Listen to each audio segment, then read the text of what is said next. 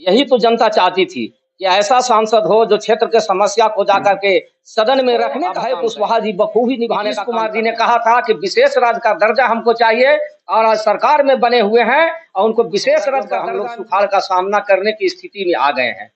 इसलिए हम लोग चाहेंगे कि अगर यही स्थिति और एक आध सप्ताह अगर बनी रहती है तो हम लोग इस क्षेत्र को सुखाड़ क्षेत्र घोषित कराने के लिए सांसद महोदय से या और भी जितने भी जनप्रतिनिधि हैं, हमारा जो पंचायत है, जिस पंचायत में हम रहते हैं महुरी पंचायत, इसके शेष गांव को छोड़ करके 2-3 गांव को दिया गया, शामिल किया गया सुखाड़ में, लेकिन जिनको शामिल किया गया उनको भी कुछ लाभ नहीं। तो हमारे दल में पहले से पूर्व से जुड़े हुए हैं और जो दल के मजबूती के लिए काम कर रहे हैं, जो बेदाग छवि के लोग हों, वैसे किसी व्यक्ति को अगर टिकट यहाँ से हमारी पार्टी देती है तो निश्चित तौर पर हम लोग लोकसभा की तरह विधानसभा में भी जीत हासिल करने का काम करेंगे। डुमरिया प्रखंड नहीं, गया जिले में एक राजद के सदस्य आपसे लोकसभा चुनाव के साथ समय गुफ्तगू हुई, वार्तालाप हुई, जिसमें आपने कहा था कि हमारी पार्टी यहाँ से परचम लगाएगी, वो लहराया। क्या कहना चाहते हैं? मेहनत बिल्कुल बिल्कुल दिवाकर बाबू, जो मैंने कहा था, आप हमसे बाइट लिए थे, वो सपना साकार हुआ और ये जनता के आकांक्षा के अनुरूप, इच्छा के अनुरूप हुआ। जनता बदलाव चाह रही थी, क्योंकि जो 15 वर्षों से हमारे यहाँ जो शासन कर रहे थे सांसद महोदय, वो गूंगा शासन के तौर पर साबित हुए। कभी भी लोकसभा में क्षेत्र की समस्या कभी नहीं उठाने का काम किया, वो गिने चुने लोगों के पास ही जाते थे। आज देखिए हमारा जो सांसद भी अभय कुशवाहा जो जीते हैं, लोकप्रिय सांसद, युवा ऊर्जावान है, वो ऐसे जगह जा रहे हैं जहां आजादी के बाद आज तक कोई भी जनप्रतिनिधि जाने का काम नहीं किया। जो जंगल और पहाड़ों से चारों तरफ से घिरा हुआ बरहा, छकरबंधा, तारचुआ, मोहलनिया, मोहराव और नरबन सलिया जैसे जगहों पर जा करके और जनता के बीच जा करके उनको धन्यवाद देने का काम कर रहे हैं। बहुत बहुत धन्यवाद हमारे इस क्षेत्र के जनता को जो ऐसे सांसद को जिताने का काम किया है। सबसे बड़ी चीज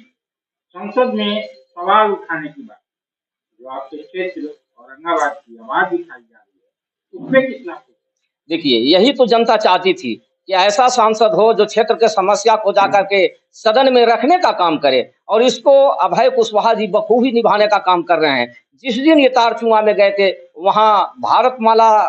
जो 6 लेन रोड बन रहा है उसमें कट की कोई व्यवस्था नहीं है, जबकि नीचे देव एरिया, देव क्षेत्र पड़ता है जो धार्मिक स्थल है, वहां आने जाने में लोगों को काफी कठिनाइयों का सामना करना पड़ेगा। जनता ने मांग किया और उन्होंने उसी दिन घोषणा किया कि संसद में मेरा पहला सवाल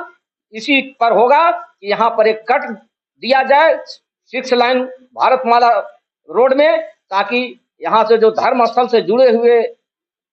रास्ते हैं उसमें लोग आने जाने में सुविधा हो, आसानी से लोग नजदीक पहुंच जाएगा, जल्दी से पहुंच जाएगा औरंगाबाद और देव के क्षेत्र में। संसद में बजट सत्र भी चल रहा है,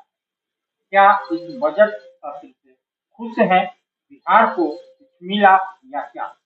बजट बिल्कुल कह लीजिए कि बिहार के लिए खोखला है, कुछ भी नहीं मिला, केवल झुनझुना दिखाने का काम कर रहे हैं।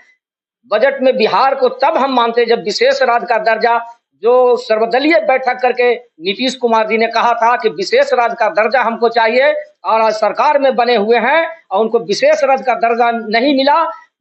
इसलिए उनको तुरंत अविलंब बिहार और बिहारियों के हित में सरकार से समर्थन वापस ले लेना चाहिए और बिहार की जनता के बीच साथ उनको होना चाहिए। डुमरिया की कुछ प्रमुख जो कठिनाइयां हैं आप लोगों को नजर आती हैं, क्या भारत सरकार और अपने सांसद महोदय को निर्देश करना चाहेंगे, निर्देश करना चाहेंगे? बिल्कुल, जितने भी हमारे यहाँ मूलभूत जो सुविधा का अभाव है, जैसे यहाँ का सिंचाई नहीं है, सिंचाई का साधन यहाँ हो जाए, और जो छोटी मोटे जो समस्याएं हैं जो हम लोग को अभी यहाँ पर स्थानीय स्तर पर खुद सांसद महोदय कहें कि हम हर गांव में जाएंगे, हर पंचायत में जाएंगे और जनता के बीच बैठक करके वहां के जनता से ये समस्या जो होगा उनसे लेंगे और सारे समस्याओं का निदान करने का हम भरसक 5 साल में अपना प्रयास करेंगे। जितना भी बन सकेगा सदन से लेकर के सड़क तक उसके लिए हम संघर्ष करने का काम करेंगे। ये पूरा क्षेत्र किसान रहित भूमियां हैं, जहां बारिश नहीं हो रही है, कितना दर्द है किसानों में, आप सबों में और यहाँ के लोगों। बिल्कुल, हम लोग देख रहे हैं कि पिछले ये तीसरा साल होगा जब हम लोग सुखाड़ का सामना करने की स्थिति में आ गए हैं।